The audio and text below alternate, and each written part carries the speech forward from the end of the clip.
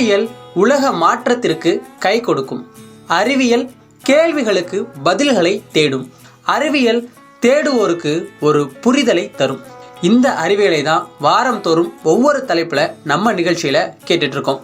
அப்படி இந்த வாரம் நாம தெரிஞ்சுக்க போறது கடல்ல நம்மளோட தேவைக்காக இருக்கிற கப்பல், லாஞ்சிகள், அப்புறம் அதுல இருக்கிற இரும்பு பொருட்கள் மேல உருவாகிற துருக்கள் பற்றியும் அதற்கு பின்னாடி இருக்க அறிவியல் காரணங்களையும் பற்றி தான். இந்த துருக்கள் ஏற்பட்டுருச்சு அப்படின்னா அதை சரி செஞ்சு எப்படி பராமரிக்கலாம் அப்படின்ற முறைகளையும் பற்றி நம்ம நிறைய விஷயங்களை தெரிஞ்சுக்க போறோம். கடல் ஓசை FM 90.4 மற்றும் விஞ்ஞான் பிரசார் அமைப்பின் அறிவியல் பலகை இணைந்து வழங்கும் அற்புத அறிவியல். அற்புத அறிவியல். இன்னைக்கு நாம இந்த துருக்கள் பத்தின கேள்விகளை நம்ம மீனவ மக்களிடையும் இந்த துருப்பிடித்தல் பத்தின ஆய்வுகளை செய்யக்கூடிய விஞ்ஞானியிடமும் கேட்க இருக்கோம். அவங்களோட பதில்கள் மூலமா இந்த துருக்கள் பத்தின நிறைய தகவல்களை தெரிஞ்சுக்கலாமா? இந்த நிகழ்ச்சியை உங்களுக்காக தொகுத்து வழங்க வந்திருக்கிறது நான் அலெக்ஸ் பாண்டியன். நம்ம நிகழ்ச்சியில முதல் பதிவா எதை பார்க்க போறோம் அப்படின்னா, நம்ம ராமேஸ்வரம், மண்டபம், பாம்பன், தங்கச்சிமடம் பகுதிகளில் இருக்கக்கூடிய மீனவர்கள் பயன்படுத்துற வள்ளங்கள், வத்தைகள், லாஞ்சுகள்ல இருக்கக்கூடிய இரும்பு பொருட்கள் துருப்பிடிக்கும். இதனால பல பிரச்சனைகளும் ஏற்படும். எதற்காக இங்க உள்ள பொருட்கள் அதிகமா துருப்பிடிக்குதுன்னு நம்ம மீனவர்களோட பதில்களை கேட்கலாமா? வணக்கம் ஐயா. நாம பயன்படுத்துற வல்லம், வத்தைகள், லாஞ்சிகள்ல இருக்கக்கூடிய இரும்பு பொருட்கள் அதிகமா துருப்பிடிக்க காரணம் என்னன்னு சொல்லுங்க ஐயா. வணக்கம். என் தங்கச்சி மடம், என் பேர் ஆரோக்கியம். இந்த துரு பிடிக்கிறத பற்றி நீங்கள் நினச்சிங்கன்னா, கடற்கரை ஏரியாவில் மேக்ஸிமம் ஒரு பொருளை எடுத்துக்கிட்டோம்னாவே ஒரு 6 மாதம் 3 மாதம் தான் அதோடைய இது. அதில் நாங்கள் 6 மாதம் 3 மாதம் கழித்து அதை நாங்கள் சுரண்டி நல்லா க்ளீன் பண்ணி நல்ல தண்ணி வச்சு நல்லா கழுவி அதுக்கப்புறம் நாங்கள் பெயிண்ட் அடித்தோம்னா மேக்ஸிமம் ஒரு 6 மாதம் நிற்கும். அதுக்கப்புறம் சொல்ல முடியாது, கொஞ்சம் கொஞ்சமாக அது கரையில் இறங்கிடும். இது என்ன காரணம்னா, கடல் பக்கத்தில் இருக்கிற சீற்றத்தினால அந்த தண்ணி எப்படி அந்த காற்று, உப்பு காற்றுனால கடற்கரை அதிகமாக பிடிக்குது. வணக்கம் அண்ணா, என்னோட பேர் தேவஜீவன். என்னோட சொந்த ராமேஸ்வரம் தான். ஒரு இரும்பு பொருளும் துருப்பிடிக்குது அப்படின்னா அதுக்கு முக்கியமான காரணமே காலநிலை மாற்றம் தான். அது மட்டும் இல்லாமல் அந்த பொருளை நம்ம யூஸ் பண்ணுறதோட விதத்தை பொறுத்து இருக்குது. இப்போ நம்ம ஒரு பொருளை நம்ம கைப்பட அப்பப்போ யூஸ் பண்ணிட்டு இருந்தோம், தண்ணி படம் அப்படின்னா நம்ம கொஞ்சம் கம்ஃபர்டபுளாக இருக்கும்.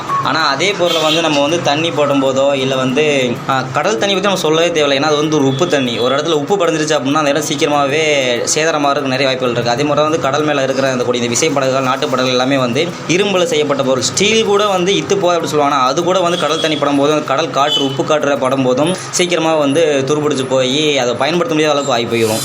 வணக்கம் தம்பி. என் பேர் மாரிவேலு, பாம்பன் சின்னப்பாலம். இரும்பு துருப்பிடிக்கிற காரணம் என்னென்னா உப்பு தான் தம்பி.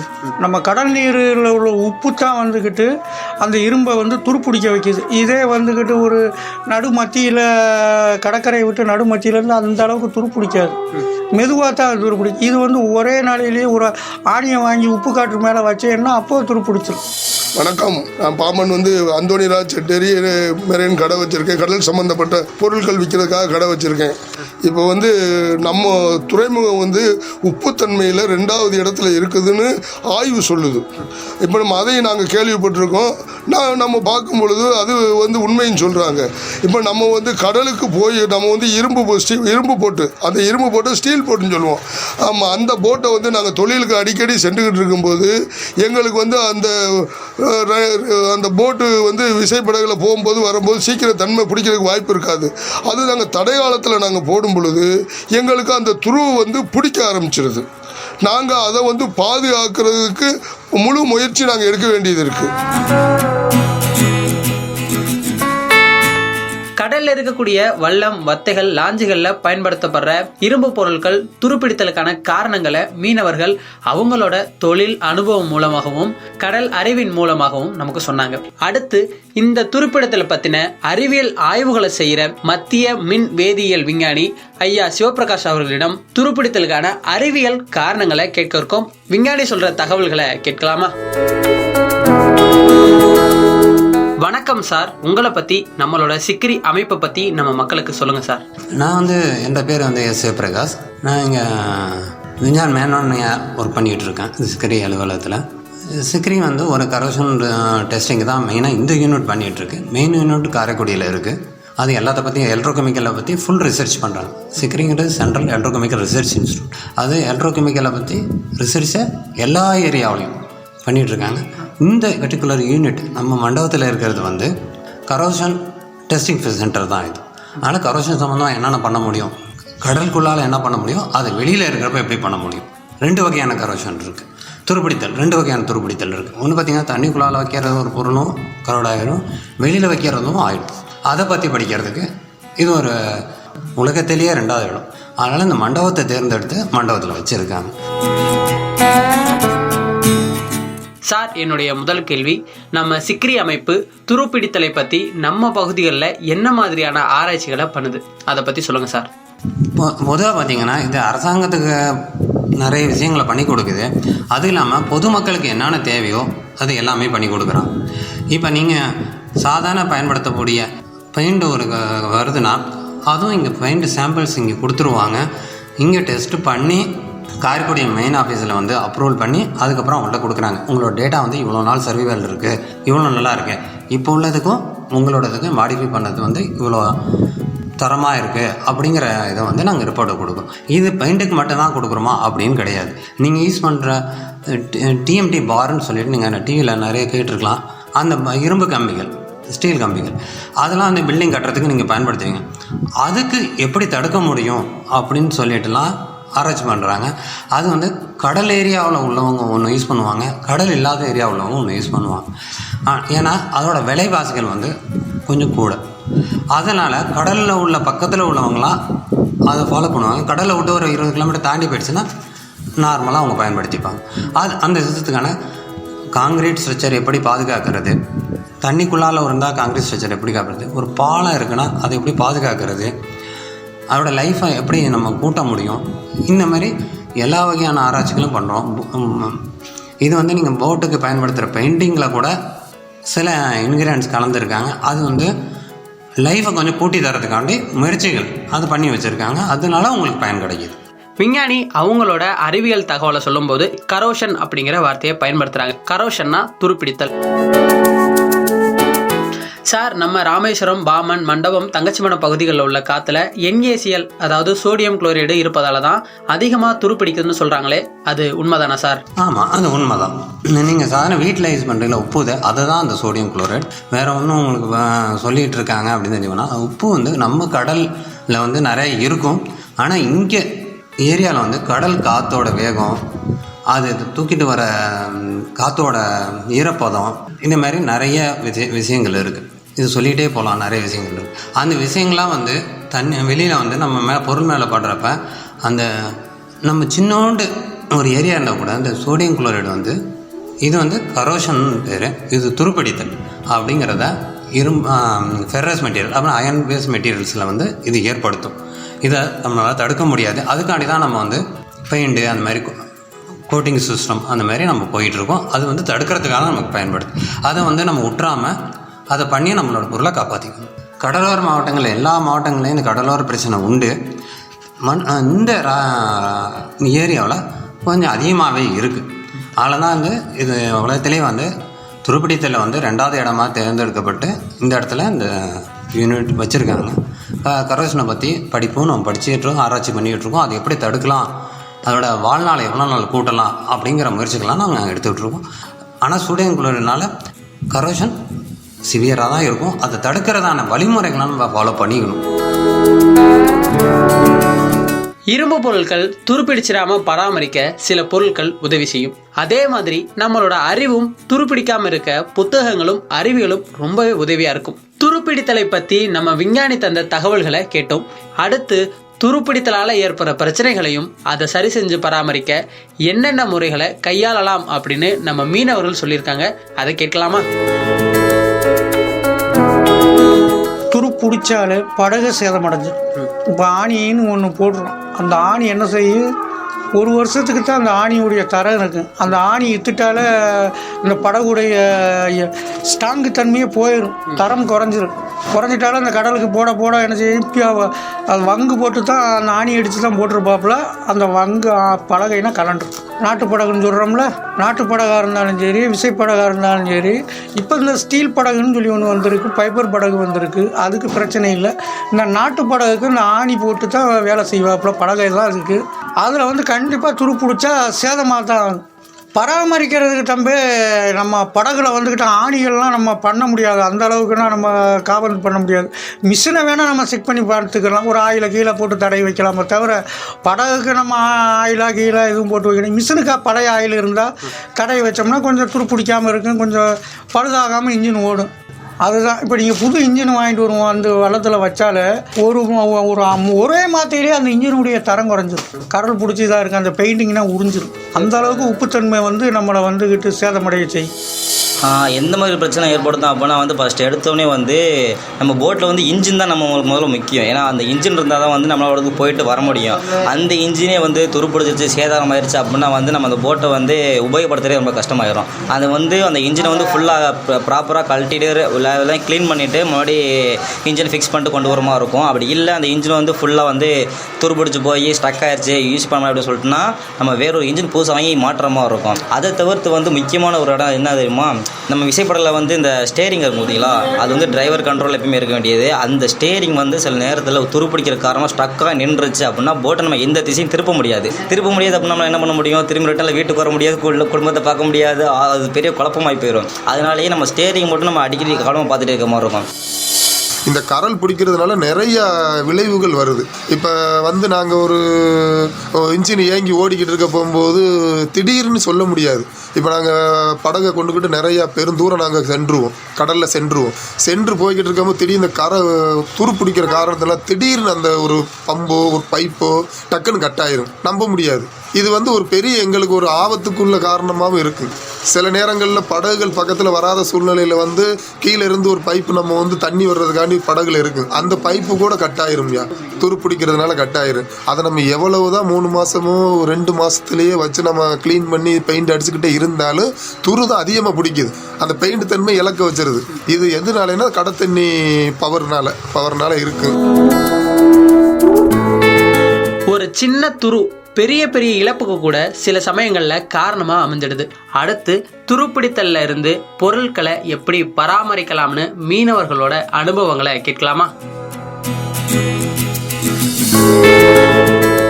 பராமரிக்கிறதுக்கு தம்பி நம்ம படகுல வந்துக்கிட்ட ஆணிகள்லாம் நம்ம பண்ண முடியாது, அந்த அளவுக்குலாம் நம்ம காவல் பண்ண முடியாது. மிஷினை வேணால் நம்ம செக் பண்ணி பார்த்துக்கலாம், ஒரு ஆயிலை கீழே போட்டு தடவி வைக்கலாமே தவிர படகுக்கு நம்ம ஆயிலாக கீழே எதுவும் போட்டு வைக்கணும். மிஷினுக்காக பழைய ஆயில் இருந்தால் தடவி வச்சோம்னா கொஞ்சம் துரு பிடிக்காமல் இருக்கும், கொஞ்சம் பழுதாகாமல் இன்ஜின் ஓடும். நம்ம எப்படி பராமரிக்கிறோமோ அப்படி அந்த இன்ஜினை பார்த்துக்கலாம். அதே கவனத்துலேயும் நம்ம இருக்கவும் முடியாது தம்பி. ஒரு மழை காலம்னு வைங்க, மழை காலத்தில் போய் நம்ம ஆயிலை போட்டு வச்சுட்டு அந்த படகை போய் பார்த்துக்கிட்டு எப்பவும் போல் பூச்சிக்கிட்டுனா இருக்க முடியாது, அந்த அளவுக்கு செய்ய முடியாது. அது போனது தான், வந்தது தான். அது வளங்களில் அதுதான் ஒன்றும் தொழில் இல்லை. ஏன்னா ஒரு 5 வருஷம் ஒரு 10 வருஷத்துக்கு புதுசாக வச்சு இறக்கணும்னா ஒரு தொழிலில் துவங்கினோம்னா புதுசாக வச்சு ஒரு 10 லட்சத்துக்கு ஒரு வள்ளத்தை வச்சு இறக்கணும்னா அந்த ஆணி தரம் இருக்குது, அதில் பார்த்து பராமரித்தோம்னா ஒரு 5 வருஷம் 6 வருஷத்துக்கு ஓடும். அங்கிட்டு கொஞ்சம் தரம் குறைஞ்சி தான் போகும். இப்போ வந்து இரும்பு செய்கிறவங்களாம் இந்த ஸ்டீல் பாடி போட்டுன்னு சொல்கிறாங்கல்ல, அந்த மாதிரி போட்டுங்க இதெல்லாம் வந்து இத்து போகாமல் இருக்கிறதுக்கு 2 விதமாக இது பண்ணுவாங்க. ஃபஸ்ட்டு வந்து பைப்பர் கோட்டிங் பண்ணுவாங்க, அப்படி இல்லைன்னா வந்து பெயிண்ட் கோட்டிங் பண்ணுவாங்க. அந்த பெயிண்ட் கோட்டிங் என்ன பண்ணும் அப்படின்னா வந்து அது ஒரு லேயர் மாதிரி மேலே ஃபார்ம் ஆகிட்டு அது உள்ளக்க வந்து தண்ணி படாமல் வச்சுக்கிறோம். ஆனால் இதுதான் வந்து பெயிண்டிங் கோட்டிங் இருக்குல்ல, அது வந்து கொஞ்சம் நாளடைவில் தண்ணி படும்போது வந்து அப்படியே உறிஞ்சு வந்துடும். வெயில் காலத்தில் என்ன பண்ணுவோம்னா அப்படியே லாக்காக பேர்ந்து கலண்டு வந்துடும். மற்றபடி இந்த பைப்பர் கோட்டிங் இருக்குல்ல, அது வந்து தண்ணி பட்டால் எந்த ஒரு சேதாரம் ஆகாது அவ்வளோவா. ஆனால் பைப்பர் கோட்டிங் ஒரு சின்ன டேமேஜோ கிராக்கோ இருந்துச்சு அப்படின்னா அந்த கேப் வெளியே உள்ளக்க எல்லாம் போய் அந்த இடத்த இது பண்ணிடும், டேமேஜ் ஆக்கி விட்டுரும். அதனால் வந்து இப்போ புதுசாக ஒரு முறை கண்டுபிடிச்சிருக்காங்க.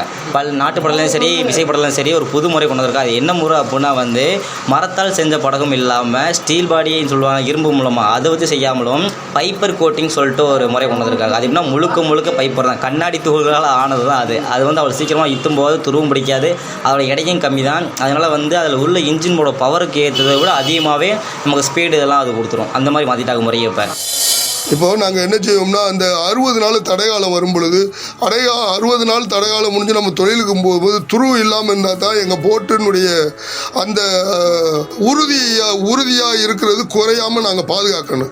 அதுக்கு நாங்கள் என்ன செய்கிறோம்னா அந்த நல்லா சுத்தமாக தொடச்சி அந்த நல்ல தண்ணீர் வச்சு தொடச்சி அதையெல்லாம் வாஷ் பண்ணி உள்ளே கூட என்ன செய்வோம், அந்த துரு பிடிக்காத ஒரு பெயிண்ட்டுன்னு ஒன்று இருக்கும், அந்த பெயிண்ட் அடிப்போம் அல்லது அந்த வெல்டிங் பண்ணி அந்த எல்லா இடங்களையும் சரி செய்வோம். நாங்கள் நாங்கள் கண்டிப்பான முறையில் இந்த 60 நாள் கழிச்சு 5 லட்ச ரூபா கிடைக்குதுன்னா இந்த 60 நாள் கட்டளை போகிறதுக்கு 2 லட்ச ரூபா 3 லட்ச ரூபா செலவழித்து தான் நாங்கள் கடலுக்கு அனுப்ப வேண்டிய தன்மையில் நாங்கள் இருக்கிறோம். இப்போ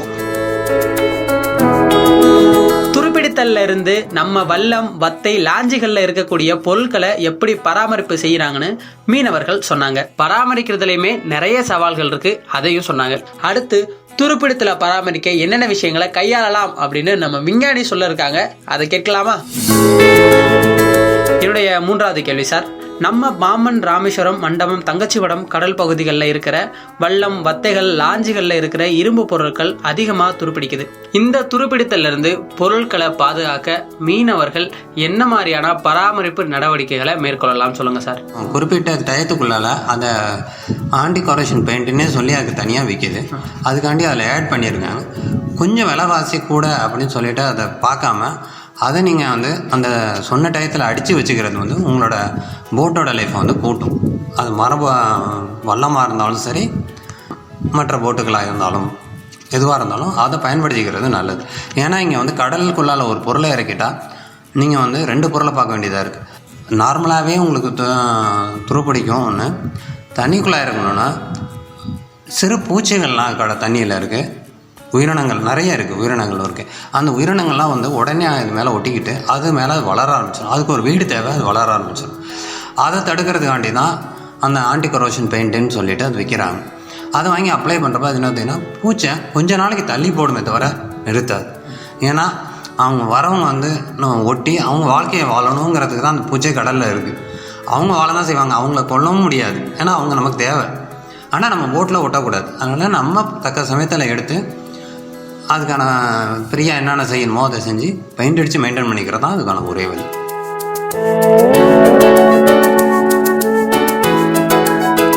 சார், என்னுடைய கடைசி கேள்வி, இப்போ இரும்பு பொருட்கள் அதிகமாக துருப்பிடிக்குது, அதனால பல பிரச்சனைகளும் ஏற்படுது. இந்த மாதிரி துருப்பிடிக்கக்கூடிய இரும்பு பொருட்களுக்கு மாற்றா வேற ஏதாவது உலோகங்களை பயன்படுத்த வாய்ப்பு இருக்கான்னு சொல்லுங்கள் சார். நிறைய பொருட்கள் இருந்தாலும் நம்ம வந்து விலைவாசிங்கிறத வந்து மனசில் வச்சு தான் வந்து அந்த பொருளை சொல்ல வரணும். நீர்மூழ்கி கப்பல்லாம் பார்த்தீங்கன்னா நீங்கள் இப்போ கேள்விப்பட்ட நிறைய நீர்மூழ்கி கப்பல் இந்தியாவே இப்போ ஓரளவுக்கு அதில் வந்து நல்ல லெவலுக்கு பெரிய லெவலுக்கு வர ஆரம்பிச்சிடுச்சு. அதெல்லாம் பார்த்திங்கன்னா எப்படி அதெல்லாம் போயிட்டுருக்கு அப்படின்னு அதில் யூஸ் பண்ணுற பொருட்களை பார்த்திங்கன்னா அது வந்து அலாய் வகையை சேர்ந்தது. அது ஒரு கலவையான பொருட்களை தான் யூஸ் பண்ணுறாங்க. அதோட விலையும் நம்ம பொதுமக்களால் யூஸ் பண்ண முடியாத விலைவாசி ரொம்ப அதிகம். அதனால் அந்த பொருளை பயன்படுத்துறதில்ல. அதோட விலையும் கூட. அது இல்லாமல் அதுக்கு தான் ப்ராப்பரான அதுக்கான கோட்டிங் சிஸ்டம் கொடுக்குறாங்க. அது இல்லாமல் அதில் வந்து துரு பிடிக்கிறதுக்காண்டியே ஜிங்க்குங்கிற ராடெல்லாம் அதில் செட் பண்ணி வச்சுருக்காங்க. அதெல்லாம் வந்து அப்போ அந்த நம்மளோட நீர்மூழ்கி கப்பலில் அட்டாக் பண்ணாமல் அதுக்காண்டி துரு பிடிக்கிறது எந்த பொருள் வந்து உடஞ்சி போகிற ஒரு செயின் எடுத்துக்கிட்டிங்கன்னா நீங்களே நல்லா சொல்லுவீங்க. செயின் எடுத்துக்கிட்டு எந்த செயின் இல்லை ஹூக்கு வந்து லூஸாக இருக்கோ டேமேஜாக இருக்கோ அந்த ஹூக்கு தான் முதல்ல உடைய போகுதுன்னு. ஒரு செயினை பிடிச்சிருந்தா எந்த இடம் உடையும் நீங்களே சொல்லுவீங்க, எது வீக் ஆகுது. அதுமாதிரி அது கப்பலில் எது வீக்கான அது பார்த்துன்னு தேடும். அங்கே ஜிங்க்குன்னு ஒரு மெட்டலை வச்சுருப்பாங்க, அதை மட்டும் கரெக்ஷன் பண்ணிட்டு போயிடும். மிச்சம் எந்த பொருளும் கரோட ஆகாது. இது மட்டுமும் தடுக்கிறதில்ல, மிச்ச பொருட்களை வந்து கடலில் வாழ்ல உயிரினங்கள்லாம் வந்து தடுக்கக்கூடாதுன்னு சொல்லிட்டு அதுக்கு பிடிக்காத ஒரு சத்தத்தை ஒளிபரப்புனா அது கிட்டக்க வராது, உயிரினங்கள் வராது. அதை வச்சு அதை வந்து அந்த சத்தத்தை அவங்க ஒரு குறிப்பிட்ட ரேஞ்சுக்குள்ளால் வச்சுருப்பாங்க. 100 மீட்டரோ 200 மீட்டரோ அந்த அளவுக்கு எனக்கு தூரம் வச்சுருப்பாங்க. அதுக்குள்ளால் இருந்துச்சுன்னா அந்த சத்தத்தை அவங்க ஆட்டோமேட்டிக்காக கொடுப்பாங்க. அது நமக்கு கேட்காத மாதிரி தெரியலாம், ஆனால் அந்த உயிரினங்களுக்கு அது கேட்க தெரியும். நமக்கு இது பிடிக்காத சத்தம், இது போய்கிட்ட போகக்கூடாது அப்படின்னு சொல்லி அது விலகி போயிடும். அதனால் இந்த உயிரினங்களோட இதுலேருந்து அப்படியே அவங்க காப்பாற்றிக்கிறாங்க. பயன்படுத்துகிற பொருட்களும் ரொம்ப காஸ்ட்லியாக படுத்து கரோஷனை தடுத்துக்கிறாங்க. இன்னொன்று அது கரோஷன் ஆகிறதுக்காண்டி ஒரு பொருளையும் அவங்க வந்து அதனால் அது வந்து ரொம்ப பாதுகாப்பாக இருக்குது. அதே இது வந்து மிச்சத்தில் வந்து அப்படி கிடையாது. நம்ம இதில் வெளியில் யூஸ் பண்ணுறோம், வெளியில் வேறு மாதிரி.